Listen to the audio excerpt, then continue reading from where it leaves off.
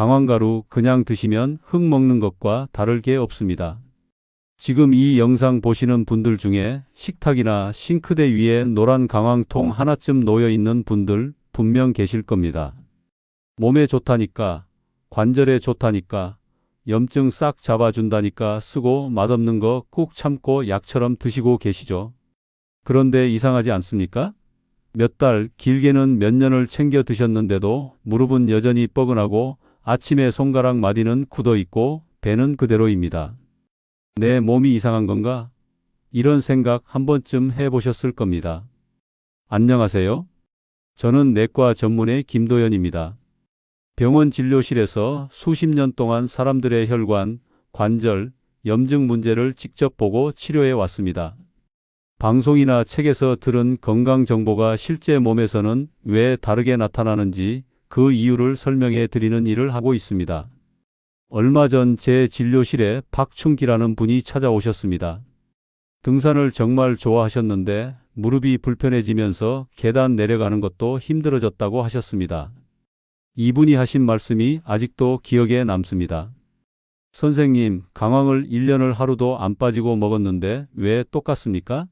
자세히 들어보니 매일 아침 생수에 강황가루 한 숟가락을 타서 드셨습니다. 방법을 바꿔서 딱 3개월 뒤 박충기 씨는 제 앞에서 의자에서 아무렇지 않게 일어섰고 아침에 몸이 덜 굳는다는 말을 처음으로 하셨습니다. 강황을 끄는 것도 아니고 양을 늘린 것도 아니었습니다. 먹는 방법 하나를 바꿨을 뿐입니다. 오늘 이 영상을 끝까지 보시면 분명한 이득이 있습니다. 첫째, 지금까지 드신 강황이 왜 효과가 없었는지 정확히 알게 됩니다. 둘째, 이미 사놓은 강황을 버리지 않고 제대로 쓰는 방법을 알게 됩니다. 셋째, 비싼 약이나 건강식품 없이도 몸이 달라지는 경험을 하실 수 있습니다. 이건 체질 타는 이야기나 기적 같은 얘기가 아닙니다. 알고 먹느냐, 모르고 먹느냐의 차이입니다. 이런 내용이 도움이 되신다면 구독 버튼 한번 눌러주시고 좋아요와 알림 설정까지 해주시면 앞으로도 헷갈리는 건강 이야기를 쉽게 풀어서 계속 전해드리겠습니다. 자, 이제 본격적으로 이야기해 보겠습니다. 강황을 드시면서 절대 하시면 안 되는 행동이 있습니다. 지금도 물에 타서 드시고 계시다면 이 부분은 특히 집중해서 들으셔야 합니다. 왜 그렇게 먹으면 1년을 먹어도 몸이 변하지 않는지, 그리고 대부분 사람들이 같은 실수를 반복하는 이유가 무엇인지 지금부터 하나씩 차근차근 말씀드리겠습니다. 강황을 드시면서 가장 많이 하는 첫 번째 실수가 바로 물에 타서 마시는 겁니다. 이건 정말 많은 분들이 아무 의심 없이 하고 계십니다. 방송에서 그렇게 하라니까, 인터넷에 그렇게 나오니까 그대로 따라 하시는 거죠. 그런데 여기서 아주 중요한 사실 하나만 기억하시면 됩니다. 강황 속에 들어있는 핵심 성분은 물을 싫어합니다. 기름을 좋아합니다. 이걸 어렵게 생각하실 필요 없습니다. 집에서 요리하실 때 물 한 컵에 참기름 한 숟가락 넣어 보신 적 있으시죠? 아무리 흔들어도 섞이지 않고 위에 둥둥 뜹니다. 강황도 똑같습니다. 물에 타서 마시는 순간 우리 몸 안에서도 섞이지 않고 겉돌기 시작합니다. 입으로는 분명히 먹었는데 몸은 그걸 음식으로 받아들이지 않는 겁니다. 그냥 색깔 있는 가루 하나가 지나간다고 생각하는 거죠. 박충기 씨도 정확히 이 방법으로 드시고 계셨습니다. 아침마다 생수에 강황가루를 타서 꿀꺽꿀꺽 마시면서 오늘도 몸에 좋은 거 하나 했다 하고 하루를 시작하셨다고 합니다. 하지만 몸속에서는 그 강황이 아무 일도 못하고 그대로 빠져나가고 있었습니다. 그래서 1년을 드셔도 검사 수치는 그대로였던 겁니다. 두 번째 실수는 눈에 보이지 않아서 더 무섭습니다. 설령 운 좋게 강황 성분이 몸 안으로 조금 들어갔다고 해도 거기서 끝이 아닙니다. 우리 몸에는 아주 까다로운 관문이 하나 있습니다. 바로 간입니다. 간은 우리 몸의 정수기이자 검문소 같은 곳입니다. 밖에서 들어온 물질이 있으면 무조건 한 번은 들여다봅니다. 이게 우리 편인가 아니면 내보내야 할 건가를 판단하는 곳이죠. 강황 성분은 간 입장에서 보면 낯선 손님입니다. 밥이나 국처럼 익숙한 음식이 아니라 처리해야 할 물질로 보입니다. 그래서 간은 강황을 만나자마자 바로 내보내려고 합니다.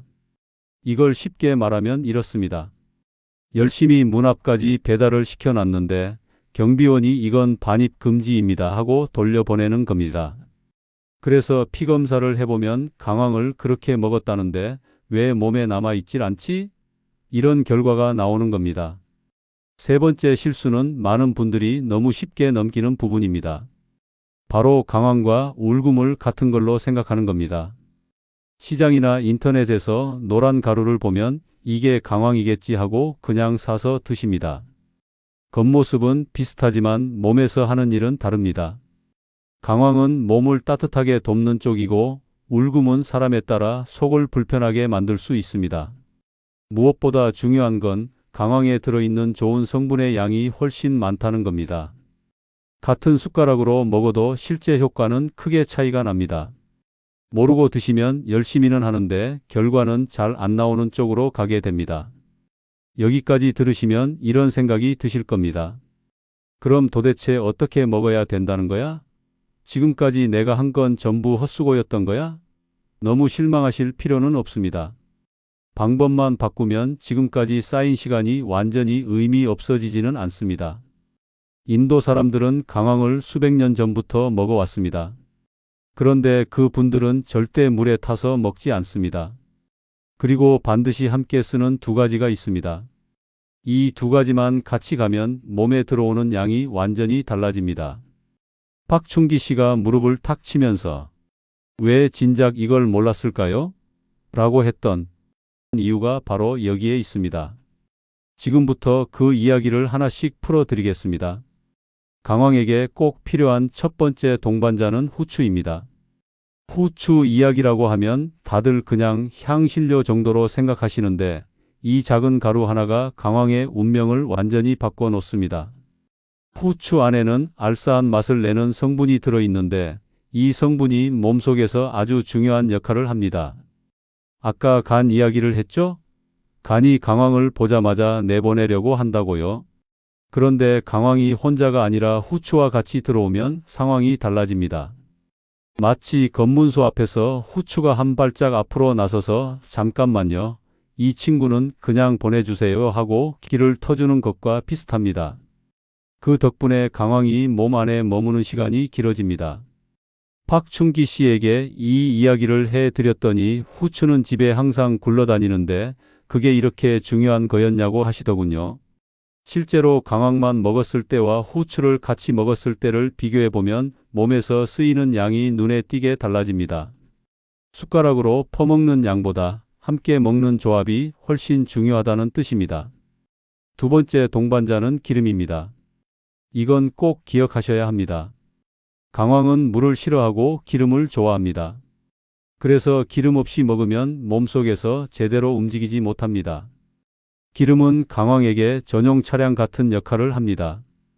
기름이 강황 성분을 감싸주면 장 안을 미끄럽게 지나가면서 몸 안으로 훨씬 수월하게 들어옵니다.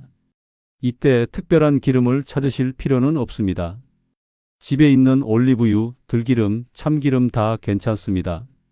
특히 코코넛 오일은 머리 쪽까지 잘 전달되는 편이라 더 도움이 될 수 있습니다. 박충기 씨는 처음에 기름 이야기를 듣고 고개를 저으셨습니다.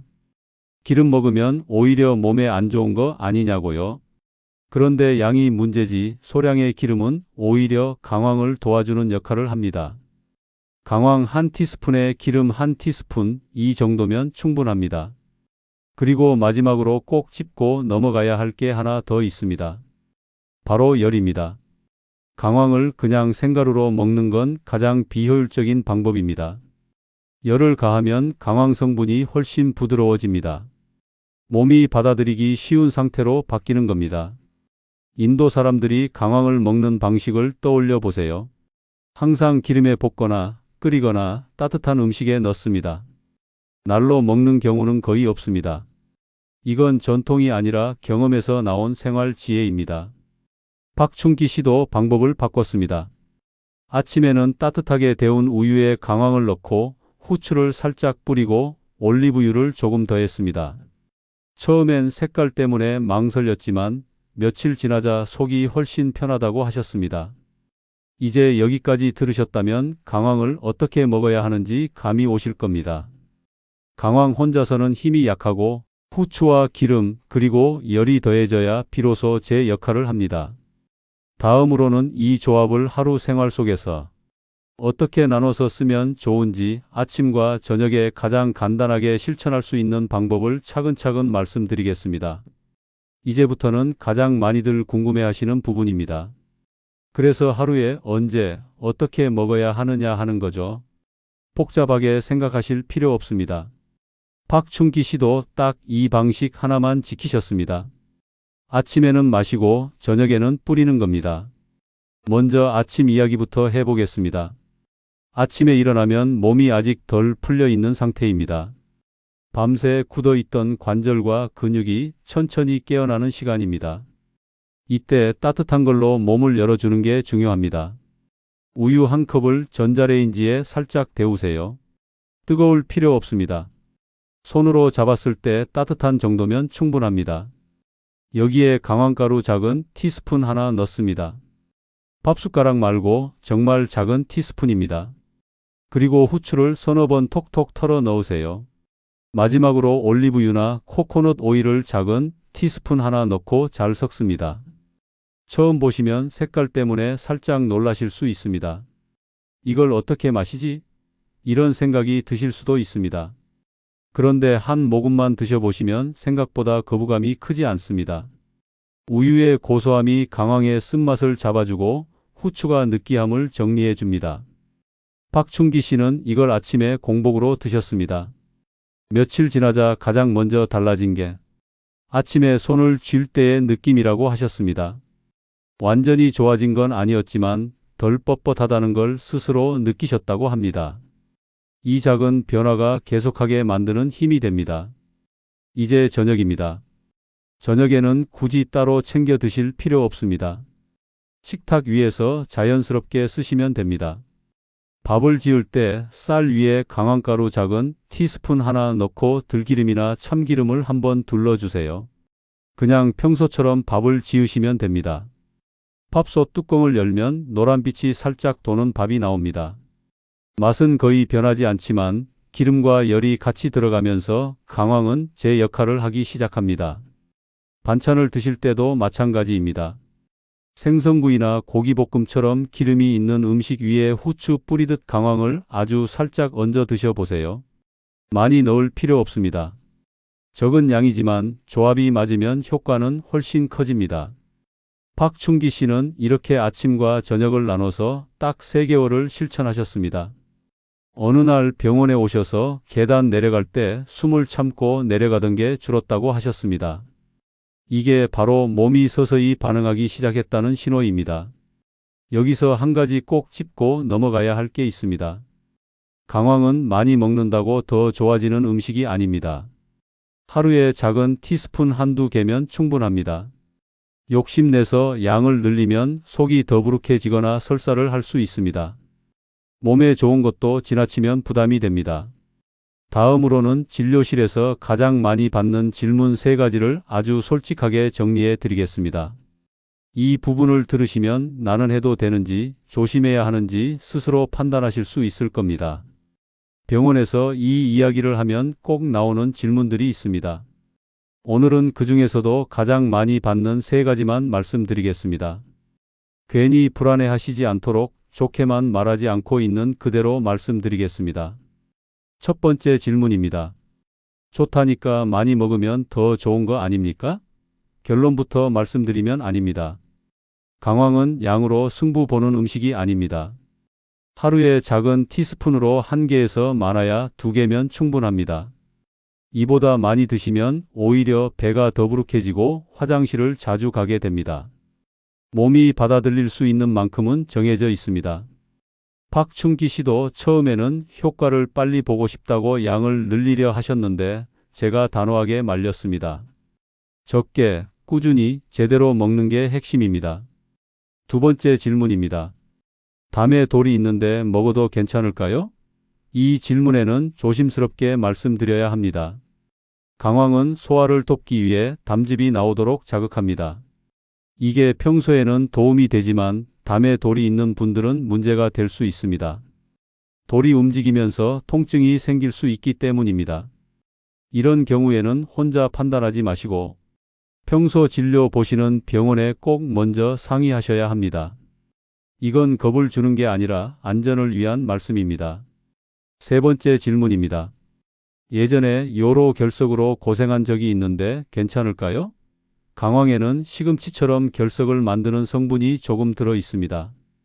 그래서 과거에 그런 경험이 있으신 분들은 양을 꼭 지키셔야 하고 물을 평소보다 더 많이 드셔야 합니다. 물을 충분히 마시면 위험은 크게 줄어듭니다. 여기까지 들으시면 강황이 만병통치약은 아니라는 걸 느끼셨을 겁니다. 하지만 그렇다고 쓸모없는 음식도 아닙니다. 조건만 맞으면 몸에 분명히 도움을 줍니다. 박춘기 씨도 이 세 가지를 정확히 지키셨습니다. 양을 욕심내지 않았고 몸 상태에 맞게 조절했고 무엇보다 방법을 지켰습니다. 그 결과 어느 날 제 진료실에서 의자에서 손을 짚지 않고 자연스럽게 일어나셨습니다. 본인은 별 생각 없이 하셨는데 제가 먼저 그 변화를 알아봤습니다. 중요한 건 이겁니다. 강황이 특별해서가 아니라 몸의 원리를 거슬리지 않았다는 겁니다.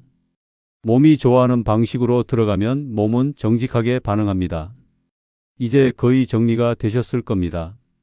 다음으로는 오늘 이야기한 내용을 머릿속에 딱 남도록 한 번 더 묶어서 정리해 드리겠습니다. 복잡한 건 다 잊으셔도 됩니다. 딱 세 가지만 기억하시면 됩니다. 첫째, 강황을 물에 타서 드시지 마십시오. 물에 탄 강황은 입에서는 넘어가지만 몸에서는 그냥 지나가는 손님에 불과합니다. 아무리 오래 드셔도 몸이 반응하지 않는 이유가 바로 여기에 있습니다. 둘째, 강황은 혼자 보내지 마십시오. 후추와 기름이 꼭 필요합니다.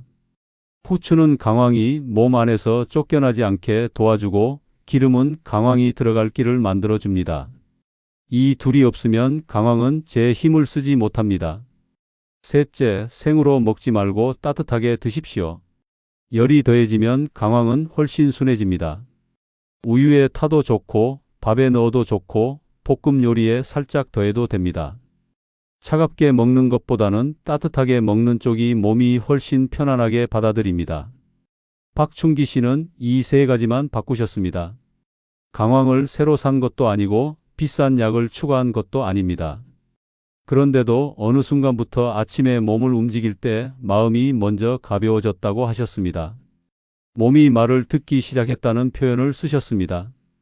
여기서 꼭 드리고 싶은 말이 하나 있습니다. 지금까지 잘못 드셨다고 해서 지난 시간이 전부 헛된 건 아닙니다. 오늘부터 방법만 바꾸시면 됩니다. 오늘 저녁 식탁에서부터 바로 시작하실 수 있습니다. 주방을 한번 둘러보세요. 강황가루, 후추통, 기름병. 이 세 가지만 있으면 준비는 끝입니다. 거창한 준비도 필요 없고 복잡한 계산도 필요 없습니다. 며칠만 지나도 아침에 몸을 일으킬 때 느낌이 달라졌는지, 손을 쥘 때 뻣뻣함이 줄었는지 스스로 느끼실 수 있을 겁니다. 변화는 아주 조용하게 시작됩니다. 이 영상을 보시는 분들께도 같은 말씀을 드리고 싶습니다. 오늘부터 완벽하게 바꾸려 하지 않으셔도 됩니다.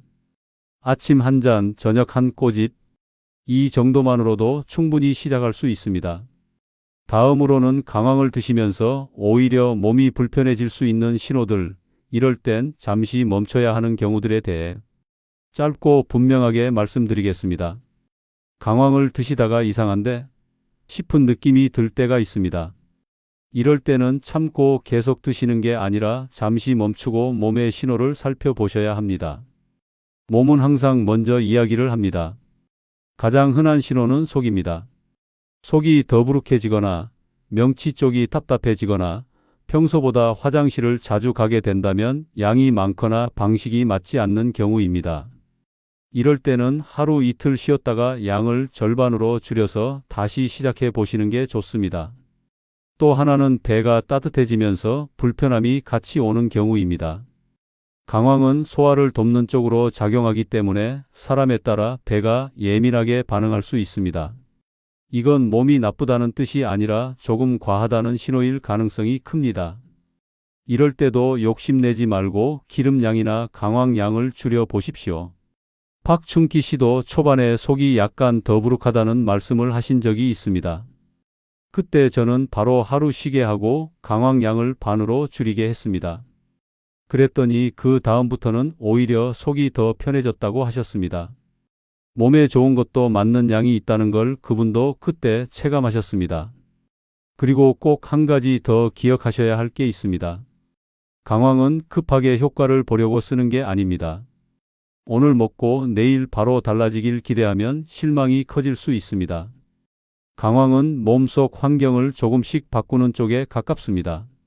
그래서 변화는 서서히 옵니다. 보통은 2주쯤 지나면서 아침에 몸을 움직일 때 느낌이 달라졌는지, 하루가 끝날 때 피로가 덜 쌓였는지 이런 부분에서 먼저 차이가 납니다. 이 작은 신호들을 놓치지 않는 게 중요합니다. 여기까지 오셨다면 이제 강황을 어떻게 대해야 하는지 감이 분명해지셨을 겁니다. 겁낼 필요도 없고 과하게 기대할 필요도 없습니다. 몸의 말을 들으면서 조용히 옆에서 도와주는 역할로 두시면 됩니다. 이제 마지막으로 오늘 이야기의 핵심을 한 번 더 짧게 정리하고 이 영상을 마무리하겠습니다. 오늘 긴 이야기 함께 들어주셔서 감사합니다. 마지막으로 꼭 기억하셨으면 하는 핵심만 다시 한번 정리해 드리겠습니다. 복잡하게 생각하지 마시고 이 세 가지만 마음속에 남겨두시면 됩니다. 강황은 많이 먹는다고 좋아지는 음식이 아닙니다. 물에 타서 급하게 넘기는 방식은 몸을 위한 행동 같아 보여도 실제로는 헛수고에 가깝습니다. 강황은 혼자서 일하지 못합니다. 후추와 기름 그리고 따뜻함이 함께할 때 비로소 제 역할을 합니다. 박춘기 씨가 달라진 이유도 거기에 있었습니다. 새로운 걸 더한 게 아니라 기존에 하던 걸 몸이 받아들이는 쪽으로 바꾼 것뿐이었습니다. 그래서 부담이 없었고 그래서 오래 이어갈 수 있었습니다. 지금 이 영상을 보시면서 나도 한번 해볼까 하는 생각이 드셨다면 이미 반은 시작하신 겁니다. 오늘 아침을 놓치셨다면 저녁 식탁에서, 오늘 저녁이 바쁘다면 내일 아침 한 잔부터 가볍게 시작하셔도 됩니다. 완벽하게 하실 필요 없습니다. 하루 이틀 빠진다고 실패가 아닙니다. 중요한 건 몸에 무리를 주지 않으면서 꾸준히 이어갈 수 있는 방식입니다. 혹시 지금까지 강황을 먹어도 아무 변화가 없어서 속으로 실망하고 계셨다면 오늘 이 영상이 작은 전환점이 되셨으면 합니다. 내 몸이 말을 안 듣는 게 아니라 방법이 맞지 않았을 수도 있습니다. 주방에 있는 재료 하나라도 그 성질을 알고 쓰면 몸은 생각보다 정직하게 반응합니다.